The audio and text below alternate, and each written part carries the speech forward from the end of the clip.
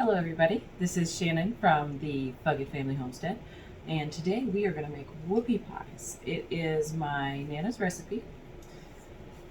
God rest her soul, she passed away a few years back, and I love using her recipe cards. It makes me really feel not only like she's still with me, but we're keeping a little bit of history alive here too.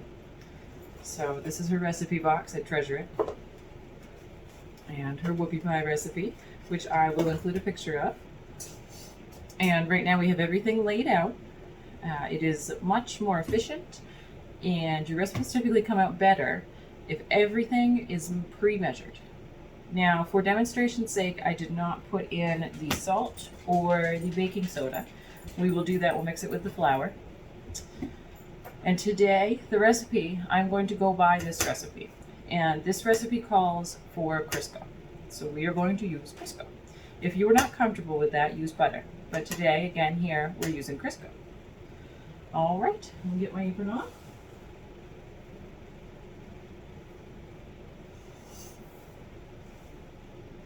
My sleeves are all rolled up. I am ready. Right. And this is my beautiful KitchenAid. It's my most prized possession. I got this when I was a teenager. When I moved out, my mother gave it to me. This here is the beater that we will be using. These edges on it, it really makes it so the bottom doesn't build. And I always have a problem with that. I think everybody who uses a KitchenAid does. I mean, it's not my problem. It's a problem in general.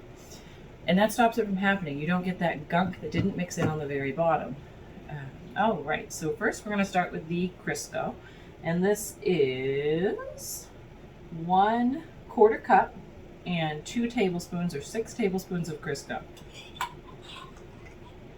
We're just gonna smush it in there. Smush, smush. All right. Dirty dishes. Oh, how they procreate. Okay. So I'm gonna just break it up a little bit. Crisco sometimes gets, unless you use high ratio shortening, you get like little clumps sometimes. So I just beat that out of it a little bit.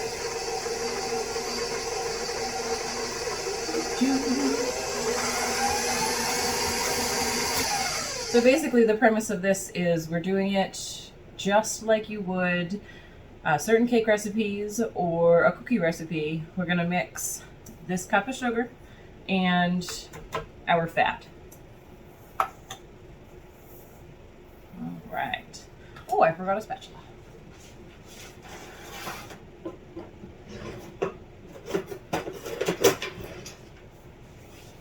Sweet as pumpkin pie. I love this. I am a huge fan of these novelty spatulas. I just can't help myself. All right, I just got a little Crisco on the top, so I'm scraping that down.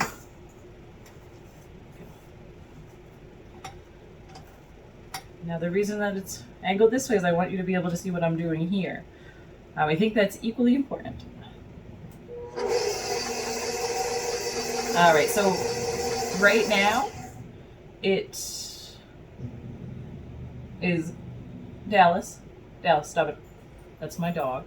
He likes to bark at our neighbors in the winter because you can see them through the trees, unlike every single other season, and he seems to have short-term memory loss. Imagine that. He's a Boxer Lab mix. That was a great idea on my part.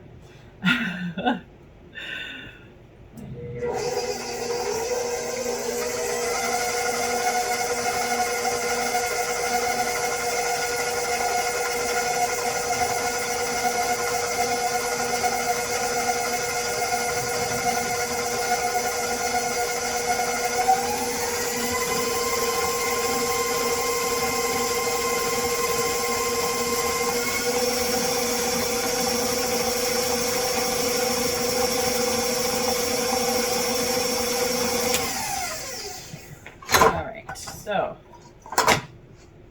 well combined. I'm glad that didn't spring me. Now, mind you, this is shortening. If you were doing butter, I would whip it until it was lighter and fluffy, like you were doing like an airy white cake. So here I have, oh, an egg I just spilled on myself. 1 egg and 1 tablespoon of vanilla extract that I make here. If you don't make your own vanilla extract, it is so worth the investment in time. It is a large upfront cost, but the result is so much better than you get at the store, and it saves you so much money in the long run. In that goes.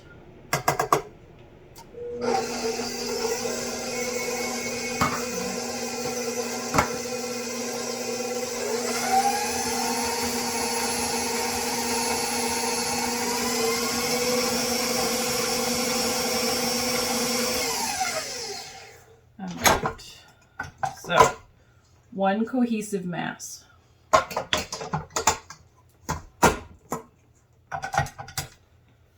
Give beater some love. Up we go.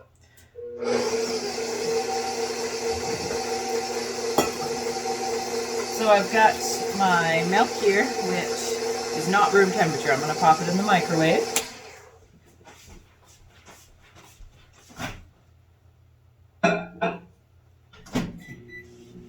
And close this door I forgot to close.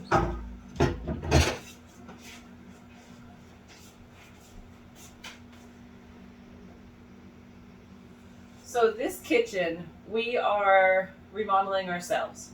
It is half finished. Over here I've got plywood. Over here I've got a gorgeous walnut butcher block that we finished ourselves.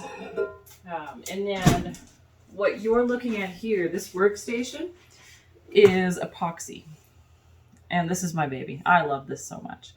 So this has been in the microwave for about 20 seconds. It is still chilly.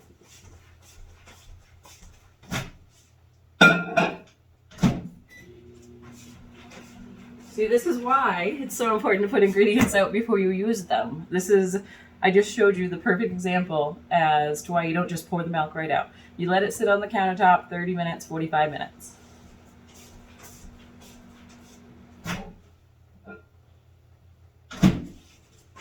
All right, so this is about 40 seconds, 35 seconds.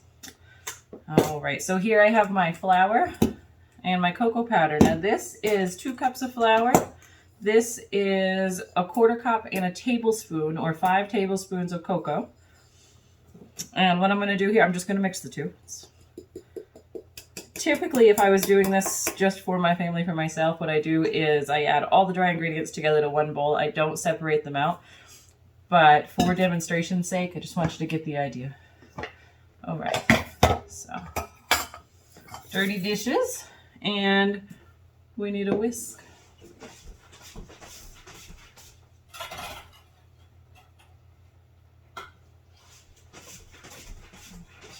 Now this, because I'm using such a small bowl, just move it back and forth. It's not going to hurt you to take a little extra time if you use a small bowl. I don't really like dishes. I think the smaller the better, the faster, you know. Easy. All right. So now we have baking soda. And this is, referring to my recipe, 1 1/4 teaspoon. And I would lose my head if it wasn't attached. All right, so 1 teaspoon. I like to sprinkle, makes it easier to mix in. And 1/4 teaspoon.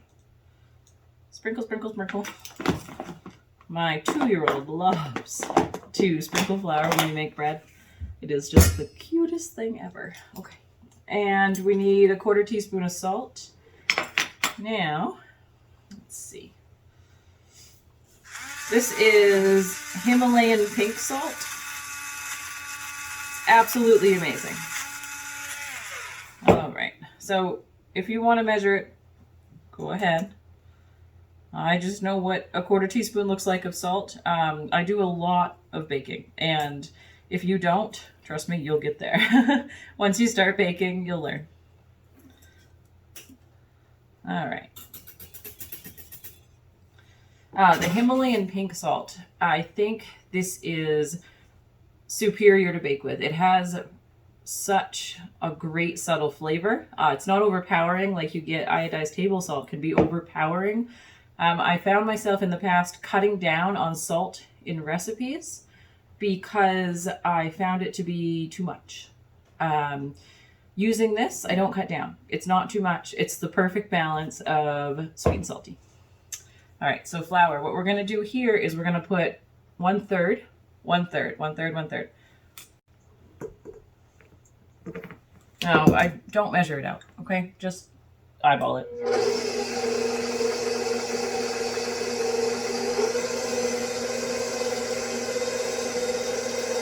Ooh, I love when the chocolate mixes.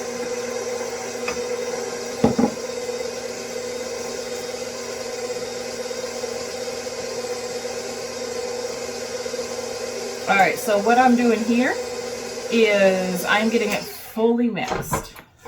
Now, mind you, the spatula is not mixed, but you see, it's mixed. Now, every time I stop, I'm going to scrape the bowl.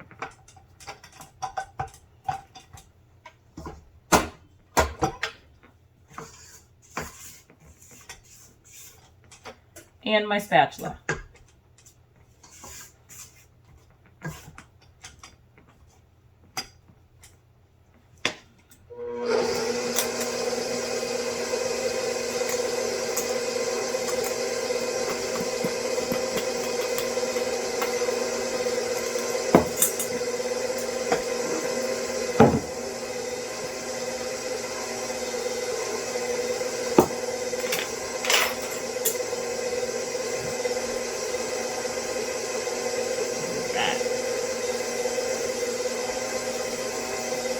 Making a quick trip to my trash can. All right, now scrape, scrape, scrape. All right. Do, do, do, do, do, do.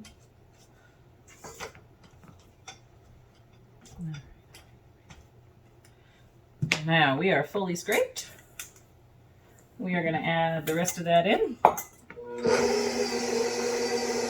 Now, mind you, I'm on a stirring speed. We're not doing this fast. We don't want a big cloud in our whole kitchen.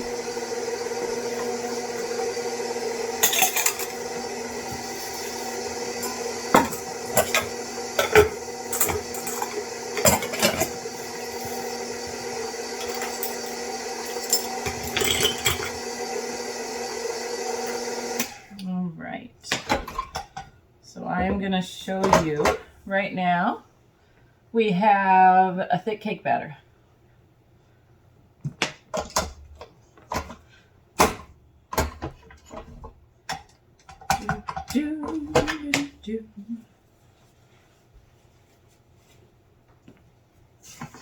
I'm going to give it a scrape because I got a lot of flour that poofed. Even going slow, it happens. All right, and then I am going to give it a whip.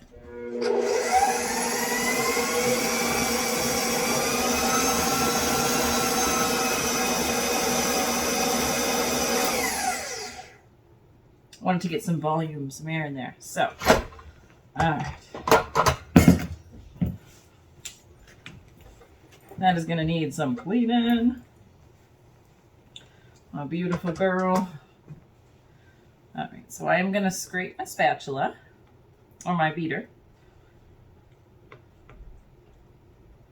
Now, if you don't have one of these and you're looking for it, it is called a paddle attachment for the KitchenAid, if you're not aware. And I got this one on Amazon. I believe my fiance bought it for me on Amazon. All right, and if you have any children, they love this part. Of course, I have one child at school and one child with grandma. So right now it's mine. Oh, when did that happen? Alrighty. Let's see. Dallas, that's enough. Dallas, that's enough. Okay. Piping bag. Unnecessary, but I like to use it. Let me grab a mason jar. So quart-sized mason jar, you can use just a regular drinking glass works. I just have so many of these. All right, so we're going to plop that in there.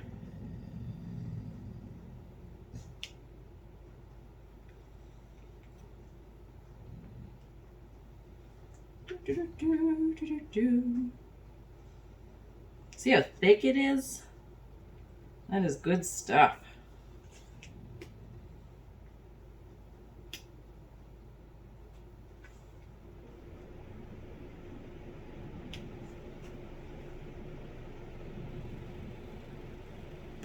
All right.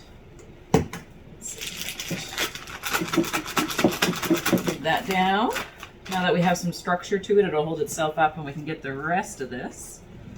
Now, I've used a lot of piping bags. I am very comfortable holding them.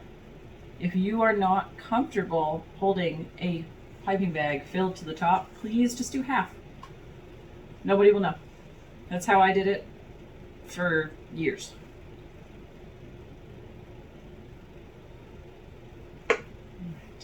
Now, very short time in my life, I worked at a bakery, and I loved it. It was amazing. It really was. And one thing that they insisted upon, that they really taught me that I wasn't doing before, clean the bowl out. Do not waste.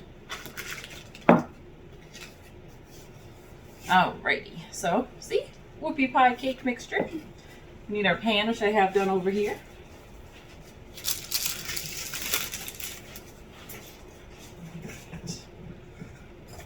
This will go to my sink.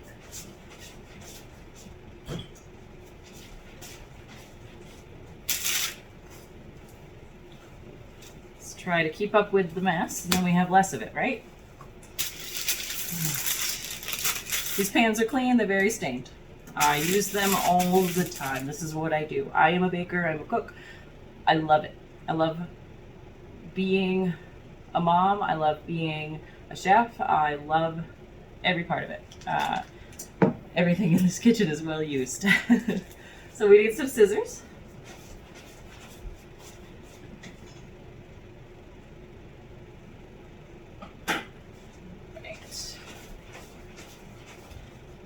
I keep my knives on my butcher block for clear reasons. And then we are just going to make little circles. Now, make this whatever size you want. I am going to make mine kind of small today. They will grow. Key here though, try to make them about the same size. Nobody will know. If you don't, I'm not going to tell on you. I won't call the whoopie pie police. But they're not going to cook as evenly and it won't be as good. You're not going to be as happy with your end result.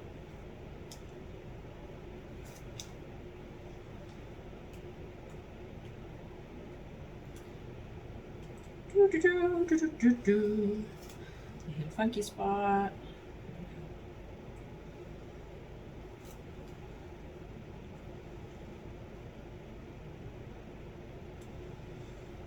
This is the best way I've found to do it. Now, sadly, I never got to make these with my grandmother. She passed away before we could cook together. But I would imagine she would approve.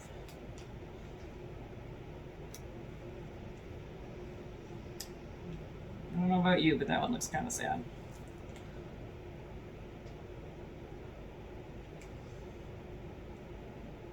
Alright. Now, stick that right in there so it won't leak, and then we'll...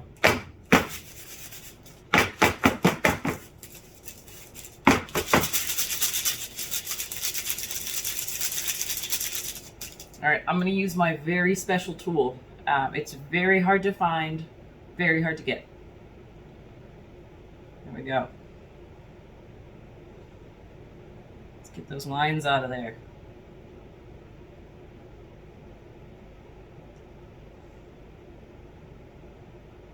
Let's get patterns I want to see after my cakes are baked. Right. Into the oven they go.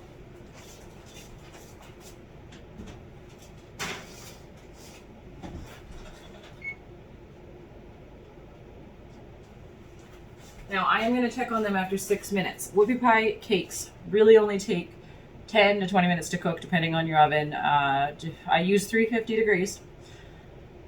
Depending on the size you use, the pans you use. Right now I start with 6. And as you can see, this is the oven that came with my house. It is not the best quality, but this is what I have, so this is what I use. And after 6 minutes, what I'm going to look for is that they're pretty set. And then I'm going to turn the pan around in the oven because it's not convection. But, well, I mean, really with convection, you want to do the same thing. But I know where my hot spots in my oven are. So I'll turn it around and cook it for another 5 minutes and see the status of them. And I will be back with you guys so you can see what it looks like when they're done. Alrighty, here we are at my oven. We are going to take a peek. Oh, those are about halfway there. These whoopie pies just came out of a 350 degree oven after 10 minutes. So 6 minutes, turn around, 4 more minutes. Welcome back. I have whipped my whoopie pie filling to a good whoopie pie consistency. It's not quite as light and airy as you would defrost a cake to say. You still want some structure in there because we're going to sandwich it between the chocolate cakes. Alrighty, so here I am filling my whoopie pies. I have a frosting that has a pretty thick consistency. So yeah, it holds its shape. It's pretty solid. Now what that needs to do is it needs to hold the whoopie pies together. It needs to not collapse under the weight of the chocolate cakes. So fun fact about whoopie pies, they originated in approximately between 1918 and 1925 in Maine. Now the reason that they're called whoopie pies is because, now it originated from the Amish. See how I'm just making a swirl in here? Originated from the Amish, and it was made out of cake scraps that the women would have, and they would put it in their men and their children's lunch boxes. And when they would open up their lunch boxes to see them, they'd go, whoopee! So lives the name whoopie pie. Now you can see it is plenty of filling in there. 2 chocolate cakes. Here is your whoopie pie. Thank you so much for watching, and if you wouldn't mind considering subscribing to my channel and sharing this page. Thank you so much.